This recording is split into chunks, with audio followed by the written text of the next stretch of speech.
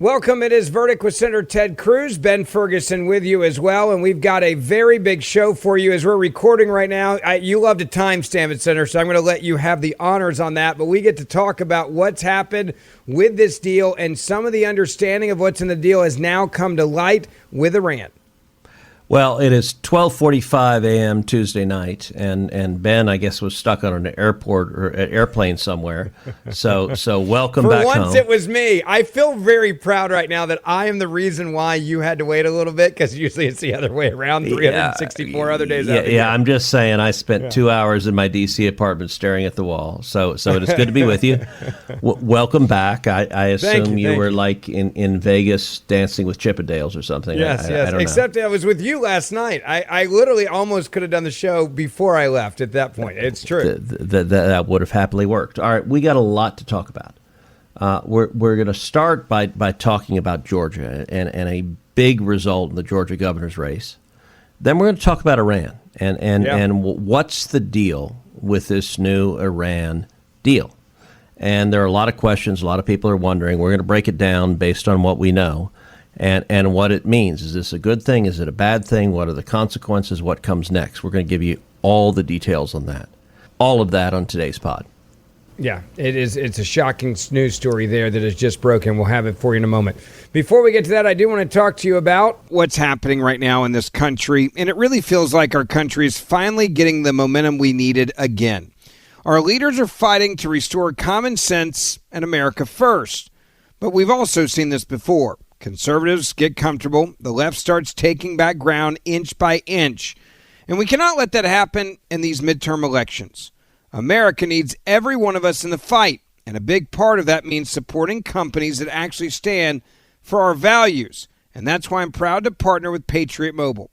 Patriot Mobile gives you premium priority nationwide service on any of the 3 major U.S. networks. So you get the coverage you need, that you deserve.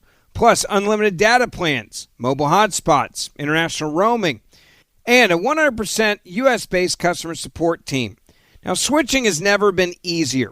You keep your phone, keep your number, and you can literally activate in minutes. You don't go to a store. Patriot Mobile, by the way, is so much more than a great wireless service provider. They built a growing movement of Americans defending faith, freedom, and family. The future of this country, well, now it's in your hands with every call you make, with every text you send, and with every bill that you pay. Because when you're with Patriot Mobile, you're helping donate millions every year to organizations fighting for what we believe in. So go to patriotmobile.com/verdict, and you are going to get a free month of service with the promo code VERDICT, or you can call them 972-PATRIOT. That's 972-PATRIOT. 972-PATRIOT. Or call them and go online at patriotmobile.com/verdict. Promo code VERDICT for a free month of service. Make the switch and make a difference every time you pay your bill. All right, so as promised, we are going to talk a lot about Iran, the Iran deal. But there is a story that is not being covered that is an important story, and that is there was actually an election in Georgia. You were involved in it. You went down to Georgia. Was that yesterday or the day before? Every day's running together now with the flight times and, you know, whatever time it is in the morning as we speak. But you were just there and made an endorsement there, or a couple actually, in Georgia. What has happened there, and what does this mean for the control of power in D.C.? Yeah. So it was yesterday, and there was the Georgia primaries were tonight, Tuesday night, in Georgia. And in the governor's race, you had a guy named Rick Jackson, who's a very successful businessman who was running against Burt Jones, who's the lieutenant governor. And early on, President Trump had endorsed Burt Jones. And just a few days ago, I endorsed Rick Jackson.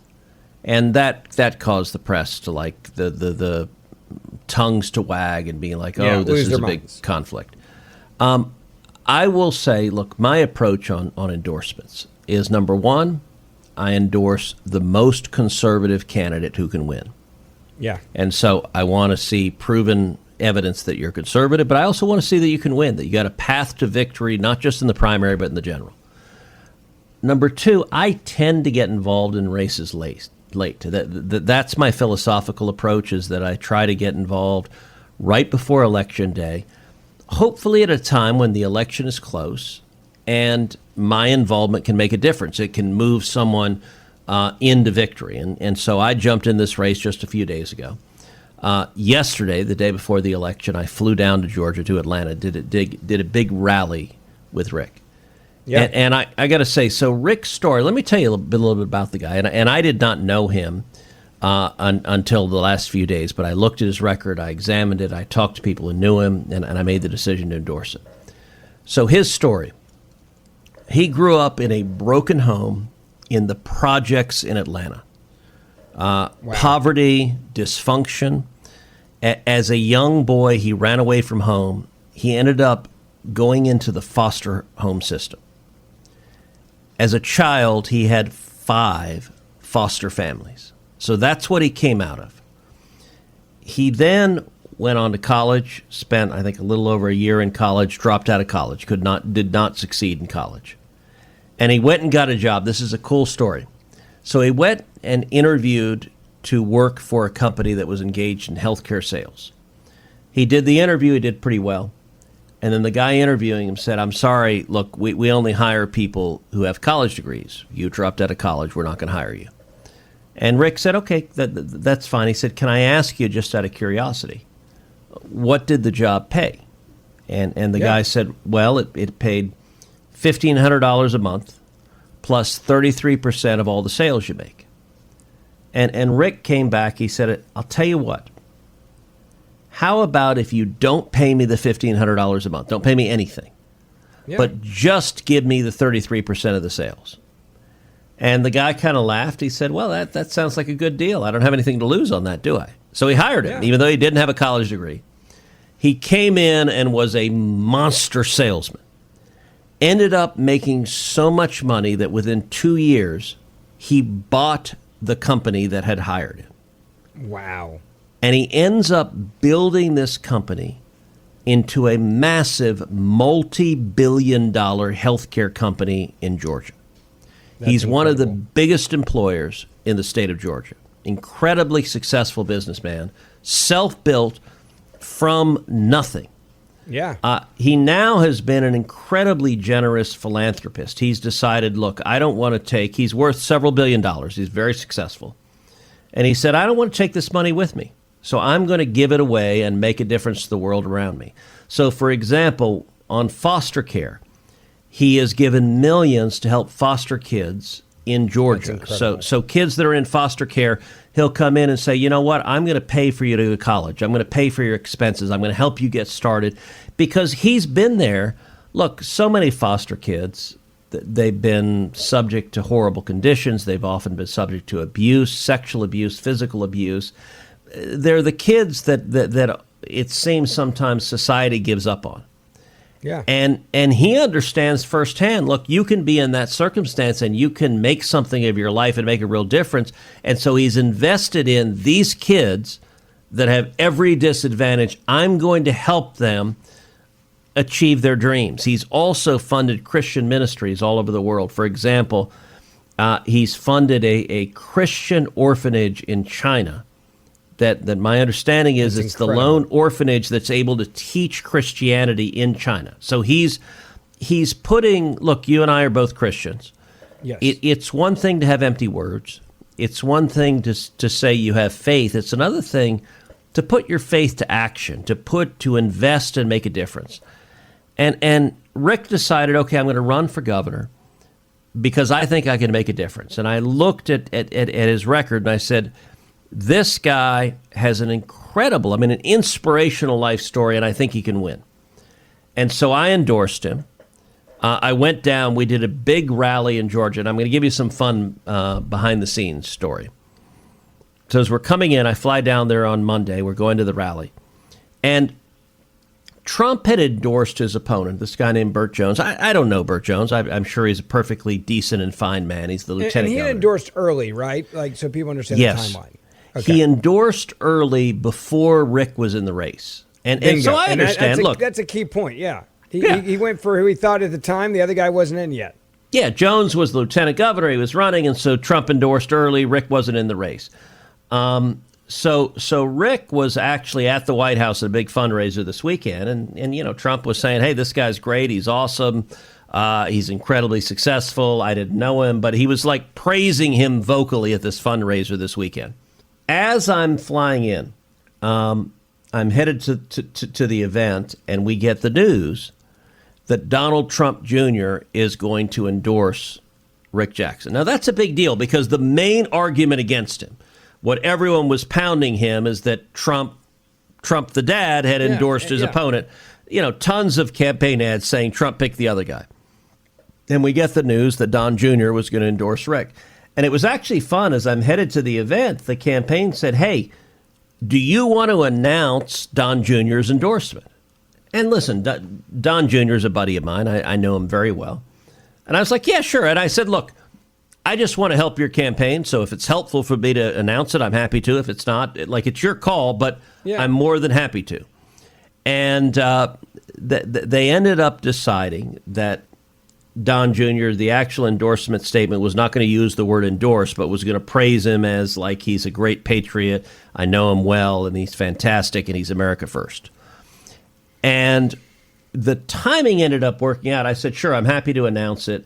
But then they didn't end up approving the statement for another 2 hours. And it takes some time. When you're right before an election and you're trying to decide, going through a political operation, it takes some time to approve it. So I said, "I'm happy to announce it."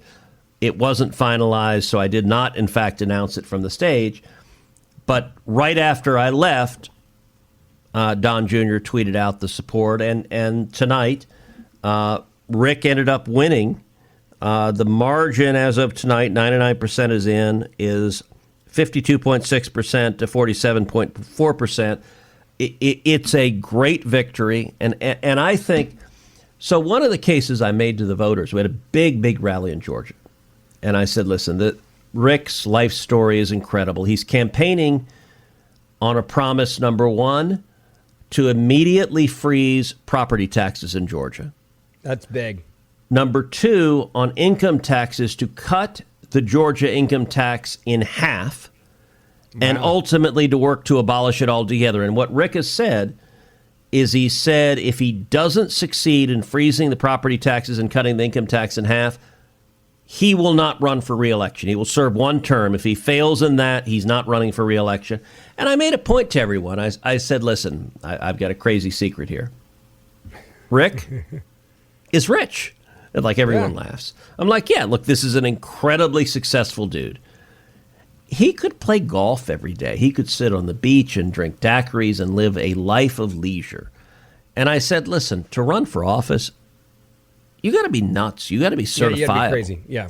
You get attacked constantly. There's so much. And Rick is doing this. The case I made, I said, Rick is doing this because he believes in Georgia. He believes in the country. He believes he could make a difference. And listen, Georgia used to be bright red. The unfortunate reality is it's purple now. And the Democrats, right now, the Democrats are leading in the polling for the governor's race. I think Rick will win. I think Rick will keep Georgia red. And I also made the case, I said, listen, by y'all coming out and voting for Rick, we are going to help John Ossoff get a job in the private sector. John Ossoff is the very liberal Democrat who represents Georgia. He may be the senator who is most out of step with the values of his state because he's a very liberal Democrat. Georgia's not a very liberal state. Yeah. But he's got a ton of money, and he's right now leading in the polls a lot. And I said, listen, if you want to win the Senate seat here in Georgia, the best way to do it is have a gubernatorial candidate who's running an incredible campaign, who's mobilizing voters across the state, who, by the way, I mean, Rick has put massive millions and millions of dollars in the campaign, so he's funding it himself. And if you end up with a gubernatorial candidate at the top of the race who's turning out a ton of voters, that's how you have a chance to win the Senate race also. Yeah. And I got to say, I'm gratified. The voters of Georgia agreed, and we had a big win in Georgia tonight. So let's get into Iran. It was a very interesting day. I was in D.C., and I was in Fox in the green room, and there was a lot of activity with this Iran deal. I was doing a couple different shows, and everybody was trying to figure out Are we excited about the deal? Are we not? I had friends on TV that were saying they think this is not a great deal. I had friends on TV that said this is a great deal. I had people in between. There was elected officials that I was talking to as well. They were asking me, what do I think? How is this going to play out? My synopsis was this, and I want to get your take. The president understands midterms are coming, and we have to win the midterms. Gas prices need to be lower before the midterms. He had a simple promise, which was to make sure Iran doesn't get a nuclear weapon. That is the promise that people care about the most, and they want this thing to end pretty quickly. We also know we have a president that has no problem bombing bad guys when they're acting up, and if Iran does anything that the president thinks is a threat to us, he's clearly going to act. I think you put all that together, that's kind of where we are right now. What is your reaction, and what are your colleagues saying? Yeah, look, I think there's a lot of uncertainty right now. Nobody knows what is in the deal. Yeah. I'm in the Senate. I have had no communication about what is in this deal. So I'm doing the same thing you guys are doing. I'm reading the news. I'm watching Twitter. And you see all sorts of different reports, and it's difficult to understand the actual substance of what's in it. There's also active misrepresentation. So Iran is putting out massive information, basically saying this is a total victory for Iran. We've won. The United States has capitulated. Now, I don't believe what Iran is putting out, but right now, nobody in the Senate, nobody in the Congress has the details of what the agreement is. So By the way, there is some trust and verify here for the Senate. For people that don't understand this, to lift the sanctions, you guys are going to know exactly what's in there, and you have to agree to it. Am I right? Isn't that how this works? Look, it depends. The way the sanction laws are written, the president has quite a bit of discretion.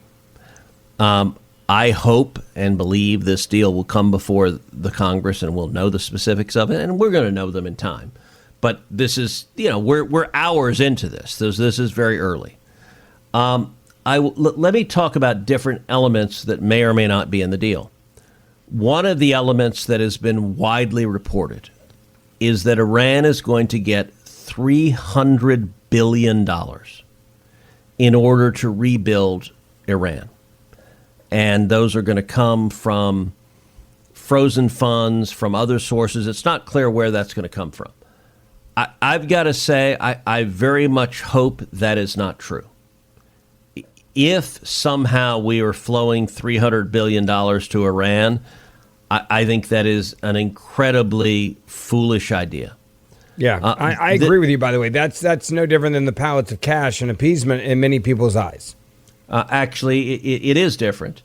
Obama flew $1.7 billion in cash into Iran. Joe Biden flowed $100 billion into Iran during his 4 years.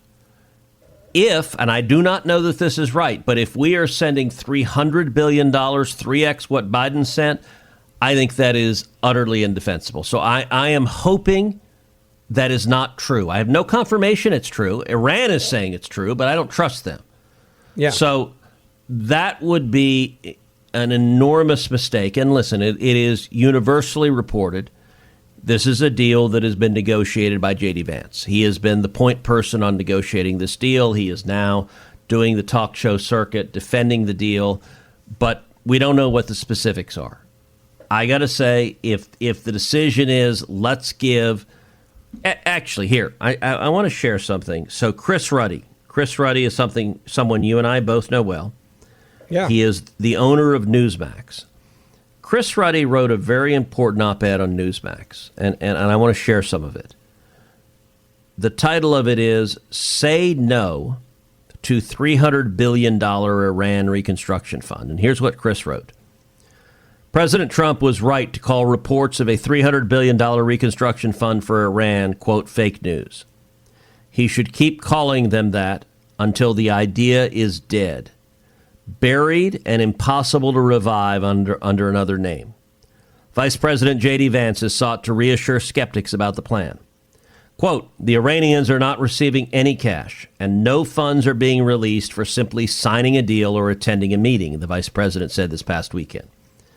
Vance then said the economic benefits would flow only if Tehran meets its obligations under a future agreement. That is better than a blank check. But it suggests a $300 billion check is still in the works and part of the memorandum of understandings that starts a 60-day ceasefire. Here's the central question. Why should Iran receive access to any reconstruction fund, let alone one with $300 billion? That's a third of $1 trillion. Yeah. The floated proposal makes no sense. Worse, it is dangerous. And Ruddy continues. It would reward a maniacal regime not for reforming, not for compensating its victims, and not for abandoning terror as an instrument of statecraft. It would reward Iran for surviving a war it provoked through decades of nuclear blackmail, proxy violence, and regional aggression. Let's put this in perspective. For more than 40 years, Iran's rulers have obsessed over acquiring the capability to destroy Israel, threaten America, and dominate the Middle East. They call the United States the, quote, Great Satan. They burned through tens of billions of dollars and effectively checked out of the civilized community of nations in pursuit of their dream, nuclear weapons. They have repeatedly stated their aim publicly and loudly, quote, to wipe Israel off the map. In the interim of that goal, Tehran has funded mayhem across the region.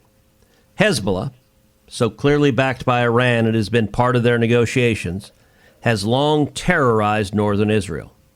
For 40 years, Hezbollah has fired tens of thousands of rockets into Israel, costing billions in damage, thousands in casualties, and hundreds of deaths.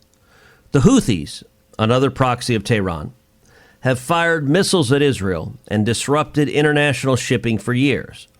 They have attacked U.S. naval ships with drones and missiles no less than 400 times. This is not a misunderstood regime looking for an off-ramp. It's a revolutionary regime that made violence its business model. Even the assassination of President Trump remains a priority business item. So Chris's op-ed, and it goes on, it's a lengthy op-ed, so I'm not going to read the rest of it. But it makes the powerful case. I very much hope the reports that $300 billion are going to flow to Iran, I hope those are false. And I don't know that they're true. I have no basis to believe they're true. But I got to say, sending $300 billion to theocratic lunatics who want to murder us is not a good idea. Yeah, I am very much hoping that is Iranian misinformation and that is not part of the deal. And I want you to listen to President Trump discussing where things stand at the G7. Here, give a listen.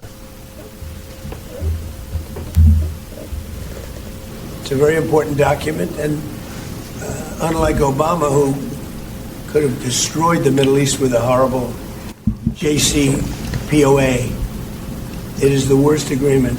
That was a road to a nuclear weapon. Mine is a wall against a nuclear weapon. I mean, I see these people say, but we already had one. That was the worst. He paid a fortune for it. We paid nothing.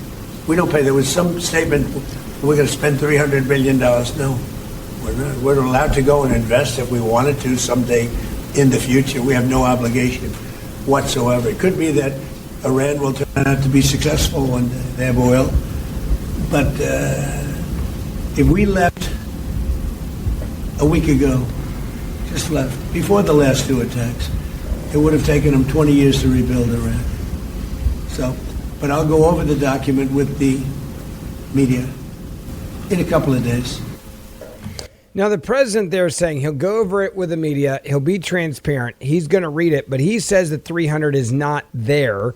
I'm very comforted. I am glad the president is saying that. He is right to say that. It's why, look, I am withholding judgment until I actually see the details. The reporters are all like, oh, don't you want to say something about this? And I'm like, look, until I know what the agreement is, I'm not going to comment without basis. We're seeing the reporting. What I can say without equivocation is that giving $300 billion to Iran is a spectacularly bad idea. I hope and pray that's not what this deal is. I'll be very happy if when the details become public, it's not giving $300 billion. But I have no hesitancy that giving $300 billion to Iran would be disastrous. And to be clear, they would use that money to build weapons to kill Americans. And they would use that money to give it to Hamas and Hezbollah. To fund terrorists that are murdering Americans. As I observed to some of my colleagues in the Senate, I said, look, giving $300 billion to theocratical lunatics who want to murder us is not a good idea. I hope that's a sound foreign policy, Senator. Right? Let's just be clear. That is a pretty sound foreign policy. I like where we're headed. And by the way, look, I talked to the president just a few days ago, right before this deal was announced. I am really hopeful. Look, one of the dynamics in the Trump administration is there are different camps within the administration that have different views on foreign policy. There are camps in the administration that oppose the Iranian military attack, that have wanted to end it from day one, that have been deeply unhappy with the president's decision to go in and take out the Iranian military. I don't know the extent to which those voices are prevailing right now, because there's an active dispute playing out day by day in the administration. I will say this, though.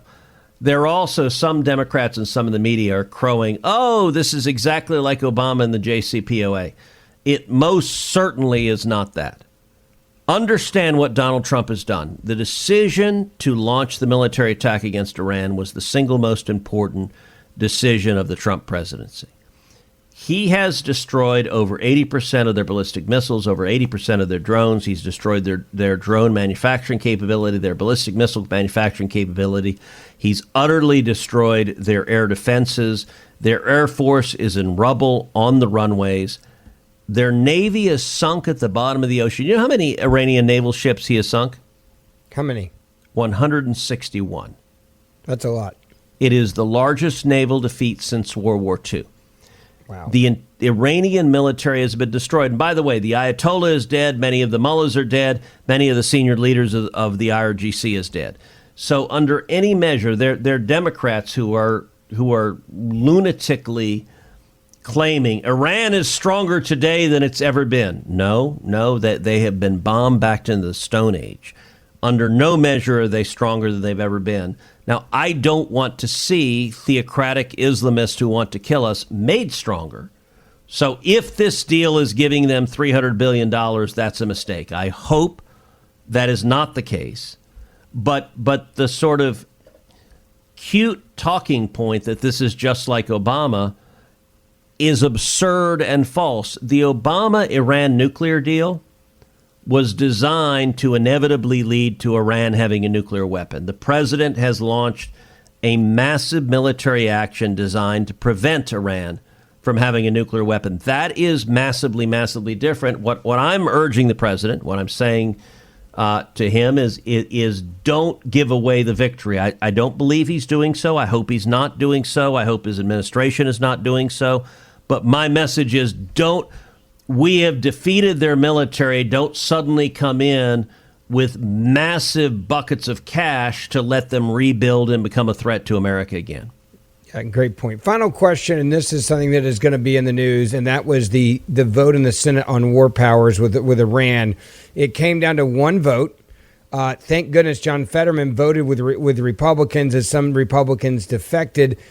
Doing the math on this, it just shows you how tight things are in the Senate. Yeah. Were you surprised by how close this was, or was it what you were going to expect? And Fetterman, by the way, what a blessing that guy has become. And I mean that as a compliment to him, where on a lot of issues, he does not play politics. He looks at his right and wrong and is America better off? And I think that was one of his votes today is a perfect example of that. Yeah, listen, John Fetterman has become a friend. I like John.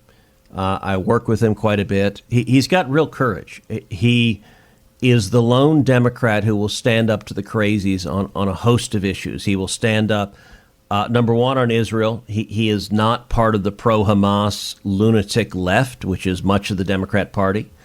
Number two, on border security. He has decided that the policy of open borders and releasing murderers and gangbangers and rapists and child molesters is a dumb policy.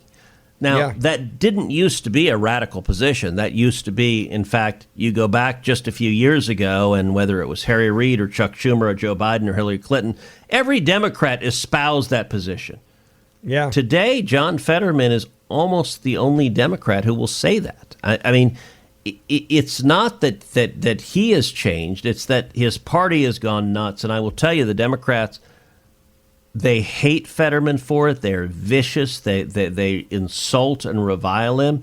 I consider John a friend. And listen, John still votes 90% with the Democrats. So let's be clear. He is not suddenly a conservative Republican. He just doesn't believe Hamas is better than Israel and doesn't believe open borders and criminals are better than American citizens. Those are pretty reasonable statements that used to be mainstream and everyone agreed with. And now virtually every other Democrat has abandoned that. Actually, here's a question to ask our listeners. You ought to post on social media. Do y'all want John Fetterman to be a guest on Verdict? I'd love to ask him. It's funny that you just said that. I was literally going to say, Senator, I think we should have Fetterman on, and I've never said it live on the air that we should have a guest before you and I talking about it behind the scenes. I think he would be a fabulous guest for Verdict. Look, John and I are buddies. I will say, you remember last year, he decided he was going to go down to Mar-a-Lago and meet with Trump, and the left lost their mind and said, "Oh my God, why would you talk to the president? What kind of lunatic are you?" Yeah. And John, he's got a good sense of humor. It's a very dry sense of humor, and he came back and said, "Well, I'm going to ask him to make me the Pope of Greenland," which I thought was really funny. And I actually used AI. I found a meme and sent out a meme of Fetterman as the Pope in papal robes in Greenland and tweeted it out. And I sent it to John, and we were cracking up laughing about it because I thought that was really funny. But look, he's shown real courage. The fact that he is so alone in the Democrat Party really illustrates how radicalized they become. Yeah, it's a great point. We're going to keep you updated on this. Obviously, the deal with Iran, probably on Friday morning show, we'll have a lot more details of what is in this deal. So don't forget, download Verdict with Ted Cruz wherever you get your podcast so you don't miss an episode. You can also watch us on YouTube. And you can listen to the show, the weekend version, as well on radio stations all over the country. And we'll see you back here Friday morning.